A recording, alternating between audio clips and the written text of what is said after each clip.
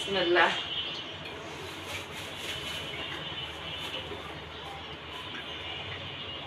আলুর চপগুলি আগে ভাজবো।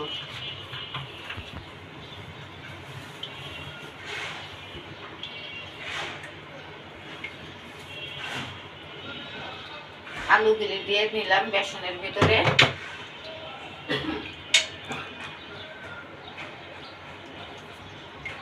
বিসমিল্লাহ।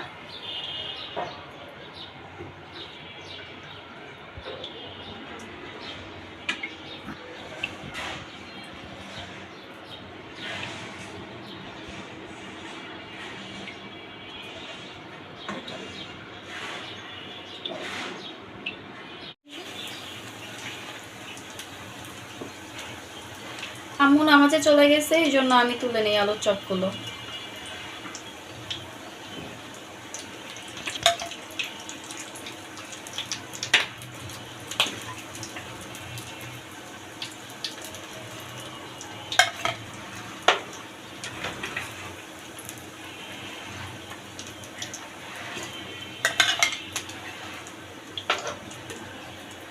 আপনি সুন্দর করেই করছো।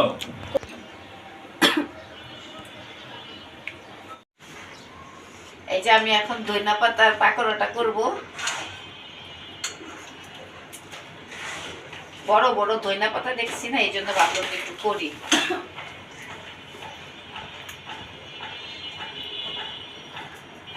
দেখি কড়াইতে জায়গা হয় কিনা। কড়াইটা আবার আমার একটু ছোট। বিসমিল্লাহ।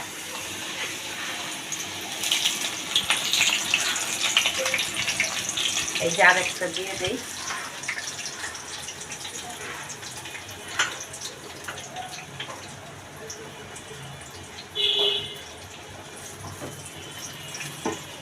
দুটো হবে আম্মু? হ্যাঁ হ্যাঁ হবে। দুটার বেশি আবার দেওয়া যাবে না।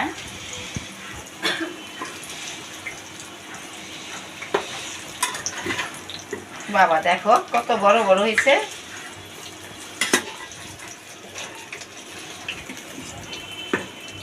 সুন্দর। এই দেখেন কি সুন্দর হয়েছে ধনিয়া পাতার পাকোড়া। মনে হয় যে একটা চিংড়ি মাছ ভাবছি। এই যে তন্ময় দেখো কেমন হয়েছে। দাদা আরেকটা ছাড়ি। দেখছো কত বড় ধনিয়া পাতা।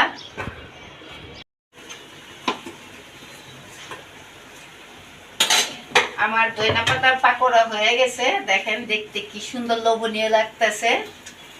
এক একটা কি বড় বড়। আর এখন আবার বাহির থেকে নিয়ে আসলো কি এগুলি আনছে দেখছো বেগুনি। বেগুনি আবার ঘরে করি নাই। ওর আপু আবার বাহিরে গেল, বাইরে থেকে আবার এই যে নিয়ে আসছে কতগুলি ভাজা পোড়া।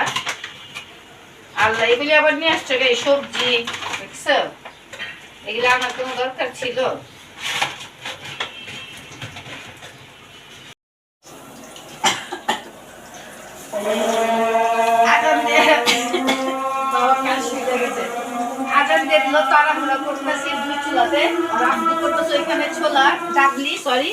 আর আমি আবার এইখানে একটু ভাজা পোড়া। মুখে পানি দিয়ে দাও, মুখে পানি দিয়ে দাও। অপার ওইখানে প্লেট নিয়ে আসো তাড়াতাড়ি।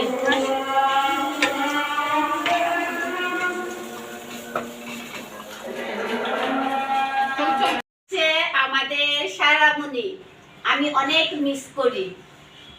আজকে হঠাৎ করে আমার জন্য কি এলঞ্চা শাক আনছো?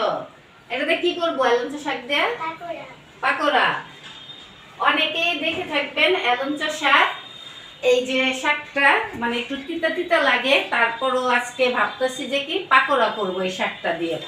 শরীরের জন্য অনেক উপকার এবং হেলদিও। আর এমনিতে তো আমাদের রমজানের শাকটা খুবই কম খাওয়া, যেহেতু রাত্রেবেলা ভাত খাই কম, সন্ধ্যার রাত্রে খাই কি না খাই সেহেরির সময় শাকটা ভালো নেই, এই জন্য এখন আমি পাকোড়া করবো। এই যে এই শাক দিয়ে করবো, হেলঞ্চা শাক দিয়ে। আমার শাক ধোয়া হয়ে গেছে, এখন আমি ভাজবো। সারামিন তুমি শাক খাবা? পাকোড়া খাবা? কেন? তুমি খাও তো পাকোড়া।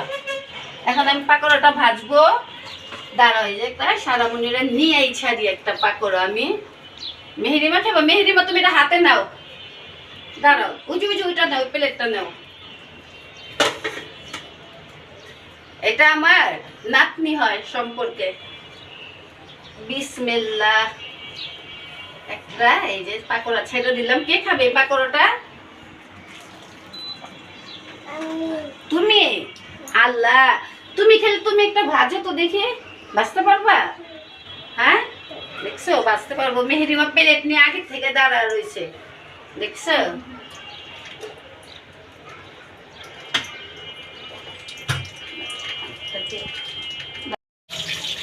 ওরা খাওয়ার জন্য অপেক্ষা করতেছে, কিন্তু হালকা কিন্তু এটা তিতা তিতা লাগতে পারে। এটা আর একটা ছেড়ে দেই আমি। কালকে নাকি পরশু দিন আমি দইনা পাতার পাকোড়াও করছি। বিসমিল্লাহ। দেখো কি সুন্দর বলক এসে পড়ছে। এখন তেলটা ঠিকঠাক মতো দেখো তন্ময় গরম হয়েছে।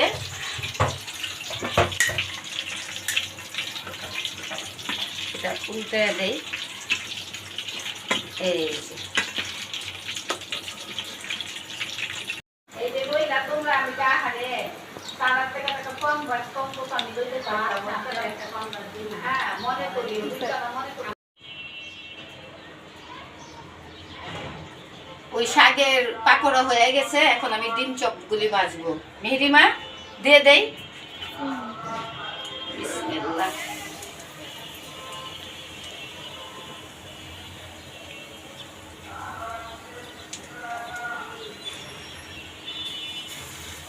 তিনটা করে দিয়ে দিব।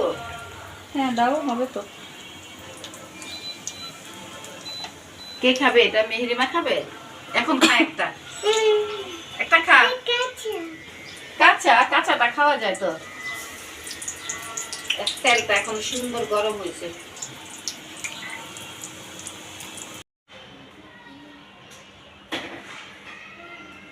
লও, দেখো, তসবি পড়বি না কেন? মায়ের তসবি পড়বা? নাও, এটা ভালো লাগে না? এটা ইয়ে রেখার মার, এটা ইয়ে থেকে, এটা সৌদি রেখা করানো ছিল। 33 দানা। পাকোড়া 33 দানা না, ছোট না এটা 100 দিলে। আমি যারা কইতাছি দিলে 33 দানা করে। ওখানে এই যে প্রথম 10 দিন তো কলেমা পড়ো, যত মানে কোনো হিসাব নেই। প্রথম রমজানের প্রথম 10 দিন কলেমা, তারপরের 10 দিন ইস্তেগফার, তারপরের 10 দিন হচ্ছে দুরূদ শরীফ, রহমতের 10 দিন, মাগফিরাতের 10 দিন, নাজাতের 10 দিন। তন্ময় বলে মেহেরিমা কলমা পড়তে থাকো বেশি বেশি। লা ইলাহা ইল্লাল্লাহ, লা ইলাহা ইল্লাল্লাহ। আমার ইফতার রেডি হয়ে গেছে। আর এই যে ভাবছিলাম না হেলেঞ্চা শাকটা, এর দেখেন কি সুন্দর দেখতে হয়েছে। পাকোড়া একটা চিংড়ি মাছের মতো, ওই যে মেহেরিমা বলে চিংড়ি মাছের মতো।